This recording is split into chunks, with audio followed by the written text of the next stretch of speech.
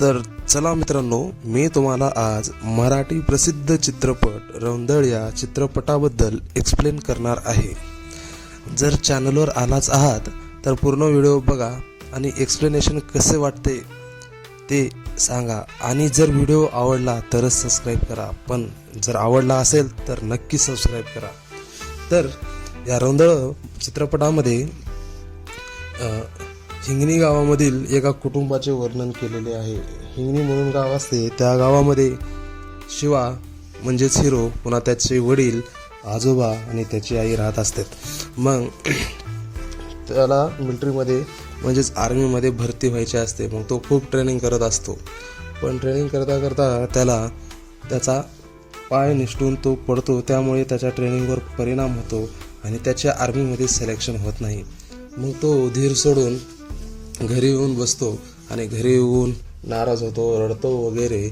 मग तेवढ्यातच त्याचे आजोबा येतात आणि म्हणतात, अरे होत राहते, हे झालं नाही तर दुसरं करायचं. मग असे म्हणून त्याला समजून सांगतात आणि मग त्यानंतर तो शेतात काम करतो. त्याच्या घरच्यासोबत शेतात काम करतो. शेतामध्ये वेगवेगळे धान्य पिकवतात, पेरणी करतात. मग त्यांनी मध्येच ऊस लावलेला असतात. मग तो ऊस वाढत जातो. मग इकडे शिवाचा एक मुलगी असते म्हणजेच हिरोईन, तिच्यासोबत थोडं बोलत राहतात. तो मुलीला जास्त बोलत नाही, पण ती मुलगी त्याला बोलण्याचा प्रयत्न करते, त्याच्यासोबत बोलत असते. मग तेवढ्यातच मग ऊस तोडणीसाठी त्यांना लागतात, ऊस तोडणीसाठी माणसं, कामगार लागतात. मग ते सर्व कारखाना पोहोचत असतो त्यांना. पण ते कारखान्याकडे गेल्यानंतर कारखान्याचा चेअरमॅन म्हणजेच बिट्टू शेठ असतो, हा पराभूत झालेला तिथला आमदार असतो अण्णा. आणि त्यांना हिंगणी गावातील लोकांनी मत दिलेले नसतात, म्हणून ते लोक कामगार ऊस तोडणीसाठी पाठवत नाहीत गावात. मग त्यामुळे सर्वकडं बोलून हे करून शिवा नाही बोलून ते काहीच होत नाही. मग ते सर्वजण सरपंचाला सांगतात, पण सरपंच सुद्धा बोलला तरी तो बिट्टू शेठ हाच म्हणतो की तुम्ही अण्णाला मत दिलं नाही, त्यांना पराभूत केले. जर मत दिलं असतो तर MLA झाला असता, पण तुम्ही दिलं नाही, म्हणून तो पण कामगार पाठवत नाही. मग गाववाले सर्वजण ठरवतात, शिवा वगैरे ठरवतो, आपापलं ऊस तोडूया आणि कारखान्याला घेऊन जाऊया. मग तसे करून सर्वजण ऊस तोडणीसाठी लागतात. ऊस तोडल्यानंतर तिथे मध्ये एक गाणं आहे. मग ते गाणं झाल्यानंतर ते शिवाचे वडील ऊस कारखान्याला घेऊन जातात. पण असेच 7-8 दिवस निघून जातात, पण त्यांचा ऊस कोणीच घेत नाही. मग ऊस कोणीच घेत नसल्यामुळे शिवाचा वडील बिट्टू शेठ म्हणजे चेअरमॅनला जाऊन भेटतो आणि म्हणतो, साहेब आमचा ऊस घ्या, खूप दिवस झाला थांबलो आम्ही, ऊस वाळून जाईल आमचा. पण तेवढ्यात बिट्टू शेठ म्हणतो, तुम्ही अण्णाला मत दिलं नाही, त्याच्यामुळं अण्णा MLA झाले नाहीत, म्हणून तुम्ही ऊस लावून जावा, पण ऊस काय घेत नाही मी, असं तो सांगतो बिट्टू शेठ. त्यामुळे शिवाचे वडील त्याला बोलतात बिट्टू शेठला, पण तो अपमान करतो, त्याला मारतो. तेच सर्व झालेलं प्रकरण शिवाचा वडील त्याला घरी येऊन सांगतो. त्यामुळे शिवाला खूप राग येऊन तो कारखान्यात जाऊन बिट्टू शेठसोबत मारहाण करतो, त्याला मारतो. त्यामुळे ही सर्व गोष्टी बिट्टू शेठच्या वडिलाला म्हणजेच अण्णाला कळाल्यानंतर तो शिवाला जेलमध्ये टाकतो आणि खूप मारतो, त्याला मिरचू टाकून मारतो, सर्व काही करतो. मग असे केल्यानंतर बिट्टू शेठचा थोडा राग कमी झाल्यास शिवाचे वडील आणि त्याचे मामा जाऊन पोलिसाला हात जोडून म्हणतात, सोडा एवढी बार.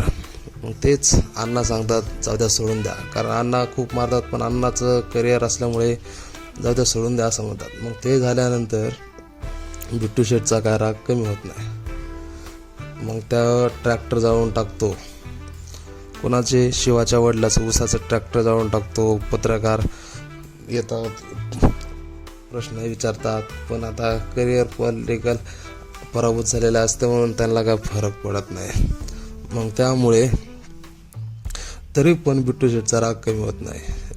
जेव्हा शिवा तसंच येतो घरी, राहतो चांगलं, खूप मारायला असतं त्यांना. मग तसंच आपली हिरोईनमध्ये असते, त्याच्यासोबत गाणं असतं मध्येच, ढगानं आवाळ दाटलया हे गाणं असतं. हे गाणं ते झाल्यानंतर शिवा रस्त्याने जात असतो, पण मागूनच बिट्टू शेठ येऊन त्याला उसामध्ये पळू पळू मारण्याचा प्रयत्न करतो. पण आपला शिवा शेतात काम करणारा असल्यामुळे तो खूपच बहादूर असतो, त्यामुळे तो शेतात पळून पळून नंतर परत बिट्टू शेठलाच मारतो आणि पळून जातो तिथून निघून सगळ्याला मारून. मग त्यानंतर आता शिवाचा ऊस तर होता, त्याला विकायचं होतं. मग विकायचं असल्यामुळं शिवा त्याच्या मामाकडे जाऊन म्हणतो, हा तुमचाच ऊस म्हणून सांगा, कारण त्याचा मामा दुसऱ्या गावचा असते. तुमचाच ऊस म्हणून सांगा आणि तेवढं करा, ऊस कारखान्याला घेऊन जावा आणि विका. बरं बरं म्हणते. मग ते करण्यासाठी मग जाते ऊस ते विकायला. मग मध्येच ऊसाच्या ट्रॅक्टरवर त्याचा मामा आणि त्याच्या आजोबाला बिट्टू शेठ पकडते आणि ऊस कोणाचा आहे म्हणून विचारते त्याच्या मामाला. विचारल्यानंतर ते त्याला म्हणते आमचाच ऊस आहे म्हणते मामा. पण 2-3 झापडा दिल्यानंतर मामा सगळं सांगून टाकते. मग तेव्हा त्याचा आजोबा म्हणते, मारायचं असेल तर छातीवर मार, काठी काढून बाहेर थांबते असं. पण तरी बी ते बिट्टू शेठ त्याच्या आजोबाला खूप मारते. मग मारल्यामुळं अजून शिवाला राग येते.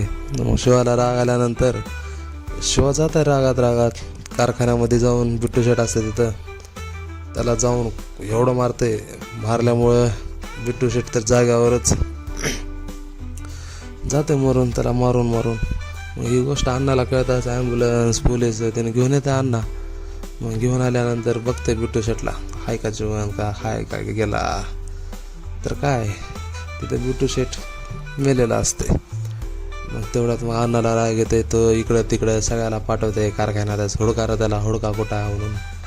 मग ती हुडकण्याच्या नादामध्ये अण्णा येते एका सुनसान जागेवर चलत आणि आपला शिवा म्हणजेच हिरो त्याचा पिच्छा करत गेलेला असतं तिकडं.